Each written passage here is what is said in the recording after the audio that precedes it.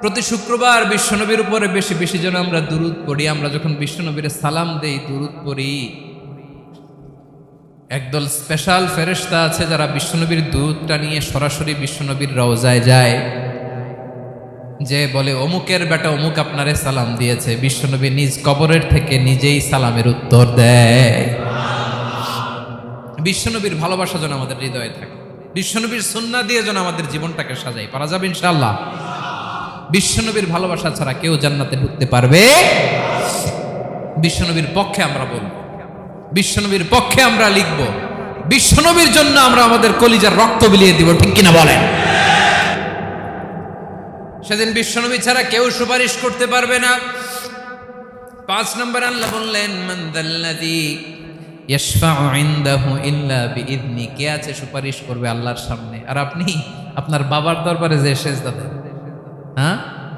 ইব্রাহিম আলাইহিস সালাম থারথার করে কাঁপবে আর বলবে নাফসি নাফসি, আল্লাহ আমারে বাঁচাও। মুসা আলাইহিস সালাম থারথার করে কাঁপবে, আল্লাহ নাফসি নাফসি, আমারে বাঁচাও। আর আপনি পীরের দরবারে যে সেজদা দেন, কোথায় আছেন আপনি? খবরদার, কেউ বাঁচাতে পারবে না। যাকে ইল্লা আল্লাহ যাকে অনুমতি দেন, বিশ্বনবীকে দিবেন, নবীদেরকে দিবেন, এরপরে আল্লাহ তার স্পেশাল ওয়ালিদেরকে, মুত্তাকিনদেরকে, শহীদদেরকে, সিলেক্টেড বান্দাদেরকে দিবেন। কিন্তু কাকে দিবেন, কার জন্য দিবেন, দুনিয়ার কেউ জানে না। একজন ছাড়া, তিনি কে? আল্লাহর ওয়ালিদেরকে, নেককার লোকদেরকে আল্লাহ সুপারিশের অনুমতি দিবেন। কিন্তু আপনি যারে মানেন, যার পায়ে সেজদায় লুটিয়ে পড়ে থাকেন, তারে যে আল্লাহ দিবেন, এটার কোনো গ্যারান্টি আছে? কথা বলেন। এজন্য জপতে হবে একজনের নাম। আওয়াজ করে বলুন, তিনি কে? আয়াতুল কুরসির 5 নাম্বার কথা হচ্ছে, সেদিন কেউ কারো উপকারে আসবে না, সুপারিশ করার সুযোগ পাবে না, আল্লাহ যাকে অনুমতি দেয় তিনি ছাড়া। আল্লাহ যদি কাউকে দয়া করে অনুমতি দেয় তাহলে করতে পারবে, তাহলে পারবে। সেই কিয়ামতের দিনটা বড্ড ভয়ঙ্কর, কেউ সুপারিশ করার সাহস পাবে না। আরে আমার অবস্থা কি আমি জানি না, আমি আবার কারোর জন্য সুপারিশ করব? কথা বুঝেন নাই? আমার কি হবে আমি জানি, তা আমি আরেকজনের নিয়ে টেনশন করার সুযোগ কোথায়? ইয়া নাফসি ইয়া নাফসি, আল্লাহ আমারে বাঁচাও, আমারে বাঁচাও, আমারে বাঁচাও। কাঁদতে কাঁদতে মানুষ হয়রান হয়ে যাবে, এ নাকি আবার আরেকজনের বাঁচাও। বিশ্বনবী বলেন, বিশ্বনবী একবার ছাগলের রান খাচ্ছিলেন। রান খেতে খেতে বিশ্বনবী বলেন, আনা সাইয়্যিদুন নাসি ইয়াউমাল কিয়ামা, আমি কিয়ামতের দিন সর্বশ্রেষ্ঠ হব, মানুষের মধ্যে সর্বশ্রেষ্ঠ সেরা আমি বিশ্বনবী। আলহামদুলিল্লাহ পড়েন। বিশ্বনবী বলেন, সেদিনটা বড্ড ভয়ঙ্কর, সেদিন কেউ কারো কোনো উপকারে আসবে না, বন্ধু বন্ধুর কাজে আসবে না, স্ত্রী স্বামীর উপকারে আসবে না, স্বামী স্ত্রীর উপকারে আসবে না, পীর সাহেব মুরিদরে বাঁচাতে পারবে না, মুরিদ পীর সাহেবরে বাঁচাতে পারবে না, নেতা কর্মীর পরিচয় দিবে না, কর্মী নেতার পরিচয় দিবে না, ভাই বোনকে চিনবে না, বোন ভাইকে চিনবে না, বাবা তার সন্তানকে চিনবে না, মেয়েকে দেখে মা দৌড়ে দৌড়ে পালাবে। বড্ড ভয়ঙ্কর দিন। বিশ্বনবী বলবেন, জমিনটা এখনকার মতো থাকবে না, পুরো জমিনটা সমান হয়ে যাবে, ফ্ল্যাট। এখন তো গোল, তখন ফ্ল্যাট। সবাই এক জমিনের উপরে দাঁড়াবে, সূর্যটা মাথার কাছে চলে আসবে, সূর্যের গরমে মানুষের মাথার মগজ গলে গলে কানের ছিদ্র, নাকের ছিদ্র দিয়ে বেয়ে বেয়ে পড়বে। সবাই হয়রান, পেরেশান, ক্লান্ত শ্রান্ত। মানুষগুলো বলবে বাঁচার কোনো উপায় নাই। 50,000 বছর মানুষ এরকম দৌড়াবে, চিৎকার করবে, কাঁদবে, বাঁচার কোনো উপায় নাই। সবাই বলবে, আল্লাহ যদি বিচারটা শুরু করতো, যা হবার হবে, আগে বিচার শুরু করুন। বিচারই শুরু হয় না, বিচার শুরু হইতেই 50,000 বছর। আল্লাহ, 50,000 বছর, 5,000, 15,000 না, 50,000 বছর এরকম যাবে। মানুষগুলো কাঁদতে কাঁদতে বলবে, চলো আমরা আদম আলাইহিস সালামের কাছে যাই, যেন আল্লাহর যে সুপারিশ করে, আল্লাহ আপনি বিচার শুরু করেন। কিয়ামতের ময়দানে সবাই মিলে সাইয়েদনা আদম আলাইহিস সালামের কাছে যেয়ে বলবে, ইয়া আবাল বাশার ইয়া আউয়ালাল আম্বিয়া, ও আদম নবী, আপনি দুনিয়ার বুকে প্রথম নবী, আল্লাহ নিজ হাতে আপনারে 60 হাত লম্বা করে বানিয়েছেন, আপনার সম্মানে ফেরেশতাদেরকে সেজদা দিতে বলেছেন, দুনিয়ার প্রথম নবী, প্রথম মানুষ আপনি, আপনি আল্লাহরে যে সুপারিশ করেন যেন আল্লাহ বিচার শুরু করে। আদম আলাইহিস সালাম বলবেন, আমি পারবো না, কারণ আল্লাহ আমাকে একটা নিষিদ্ধ গাছের কাছে যেতে নিষেধ করেছিল, আমি ভুল করে এই গাছের ফল খেয়েছি। নাফসি নাফসি, আজকে আমার কি হবে আমি জানি না, আমি বড় লজ্জিত। আমারে যদি আল্লাহ জিজ্ঞেস করে কেন খাইছিলাম, আমার কোনো উত্তর নাই, তোমারে বাঁচামো কেমনে আমি? নবীরা থার থার করে কাঁপবে সেদিন। আদম আলাইহিস সালাম বলবেন আমি পারবো না, মাফ করো আমাকে, আমি পারবো না। ওই যে ভুল করে গন্ধম খেয়ে ফেলেছি, নিষিদ্ধ গাছের ফল খেয়ে ফেলেছে, আমি বড় লজ্জিত, অনুতপ্ত, আমি পারবো না। আজকে আল্লাহ এত রাগান্বিত হয়েছে, আগে কখনো আল্লাহ এত রাগান্বিত হয় নাই, ভবিষ্যতে আল্লাহ কখনো এত রাগান্বিত হবে না। আমি পারবো না। এক কাজ করো, তোমরা নূহ আলাইহিস সালামের কাছে যাও। কোন নবী? লোকেরা এবার পাগলের মতো দৌড়াতে দৌড়াতে আল্লাহর নবী নূহ আলাইহিস সালামের কাছে যেয়ে বলবে, ইয়া নবী আল্লাহ নূহ, আনতা আউয়ালুর রুসুলি ফিল আরদ, আপনি জমিনে প্রথম রাসূল। আদম আলাইহিস সালাম নবী ছিলেন, রাসূল ছিলেন না। এই দুনিয়ার বুকে প্রথম রাসূল ছিলেন আল্লাহর নবী নূহ আলাইহিস সালাম। সবাই বলবে, ও নবী আল্লাহ নূহ, রাসূল আল্লাহ নূহ, আল্লাহ আপনাকে আবদান শাকুরা, শুকরগুজার বান্দা বলে কোরআনে বলেছে। কোরআনে নূহ আলাইহিস সালামের নামেও সূরা আছে না নাই? আপনি আল্লাহর প্রিয় বান্দা, প্রিয় রাসূল। দেখেন আমাদের কি দশা, ঘামতে ঘামতে শেষ, জমিনটা তামার জমিন, সূর্যটা মাথার কাছে, কি করবো আর পারি না, ঘামতে ঘামতে আর কত ঘামবো, কত দাঁড়িয়ে থাকবো।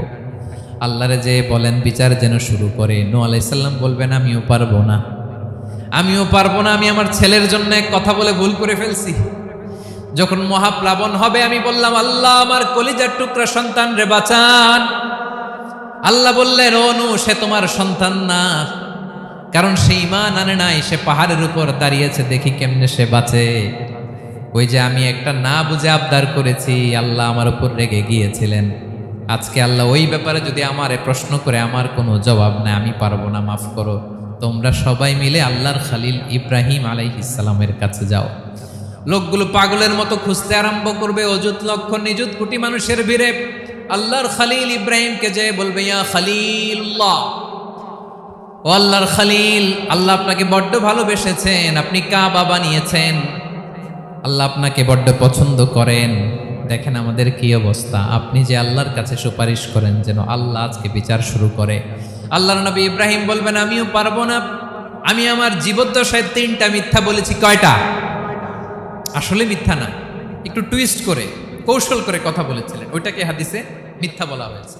আমি জীবনে 3টা মিথ্যা বলেছি, জীবন বাঁচানোর তাগিদে কৌশল করে 3টা কথা বলেছি। আজকের এই কঠিন ময়দানে আল্লাহ যদি ওই 3টা কথার ব্যাপারে জিজ্ঞেস করে, লজ্জায় আমি মাথা দেখাতে পারবো না, আমিও পারবো না, আমিও পারবো না। আজকে আল্লাহ এত রেগে আছে, আগে কখনো এত রাগে নাই, পরেও রাখবে না।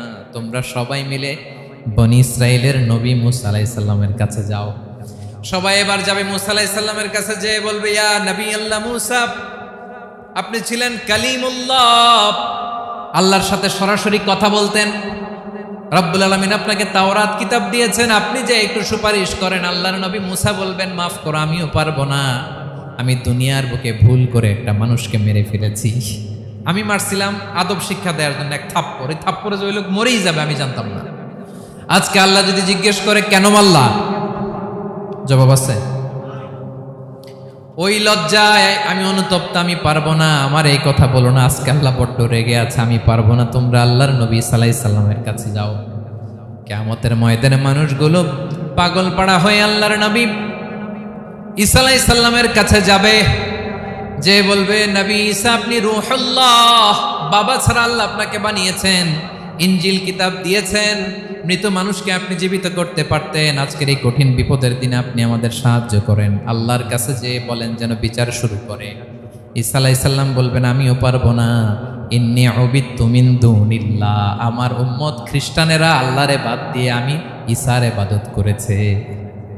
আমার মা ম্যারি আর আমাকে ডাকতো জেসাস ক্রাইস্ট, আমার ইবাদত করেছে, যদিও আমি আমার ইবাদত করতে বলি না। ঈসা আলাইহিস সালামও ইবাদত করতে বলেছেন একজনের, তিনি কে? আল্লাহর নবী ঈসা আলাইহিস সালাম বলবেন, আমিও পারবো না। আজকে আল্লাহ অনেক রেগে আছে, আমি পারবো না, তবে একটা পরামর্শ দিতে পারি, একটা সাজেশন দিতে পারি। আজকের দিনে এই কঠিন মুসিবতের কালে, এই কঠিন সময়ে কেউ আল্লাহর দরবারে দাঁড়িয়ে একটা টু শব্দ করার ক্ষমতা কারো নাই। একমাত্র আখিরি জামানার পয়গাম্বর বিশ্বনবী মুহাম্মদুর রাসূলুল্লাহ ছাড়া। মানুষগুলো এবার আগুনের মধ্যে পানি দিলে যেমনি আগুন নিভে যায়, দাউ দাউ করা হৃদয়ে জ্বলন্ত আগুন তাদের ঠান্ডা হবে। কিয়ামতের ময়দানে ওই বিভীষিকাময় সময়ে মুসিবতের কালে মানুষগুলো পাগল হয়ে বিশ্বনবীকে খুঁজতে আরম্ভ করবে। সবাই মিলে বিশ্বনবীর কাছে যেয়ে বলবে, ইয়া রাহমাতাল লিল আলামিন, ইয়া খাতামান নবীন, রাহমাতাল লিল আলামিন। দেখেন আমাদের কি অবস্থা, কি কঠিন বিপদে আমরা আছি, দাঁড়াতে পারি না, সূর্যের আলোতে ঘেমে হয়রান। আজকে কেউ সুপারিশ করতে পারবে না। সব নবীরা অপারগতা স্বীকার করেছে, তারা বলেছে আপনি ছাড়া কেউ নাকি আল্লাহর সামনে দাঁড়াতে পারবেন না, আপনি একটু সুপারিশ করেন। বিশ্বনবী বলবেন, আসো আসো, আজকের দিনে আমি ছাড়া আল্লাহর সামনে কেউ দাঁড়াতে পারবে না। বিশ্বনবী বলবেন, আল্লাহ ওই স্পেশাল দোয়াটা দুনিয়াতে করি নাই, আজকে আমি তোমার দরবারে দাঁড়িয়ে কিয়ামতের দিন ওই দোয়াটা করছি। আল্লাহ, আমার যে উম্মতের হৃদয়ে যাররা পরিমাণ ঈমান আছে, আমার একটা উম্মতকেও তুই জাহান্নামে ঢুকাতে পারবা না। বিশ্বনবী পাগলের মতো একবার হাউজে কাউসারে যাবেন, একবার সিরাতে যাবেন, একবার পুলসিরাতের দিকে, একবার হাউজে কাউসারের দিকে পাগলের মতো দৌড়াতে থাকবেন। তার কোনো গুনাহগার উম্মত যাতে জাহান্নামে ঢুকে না যায়।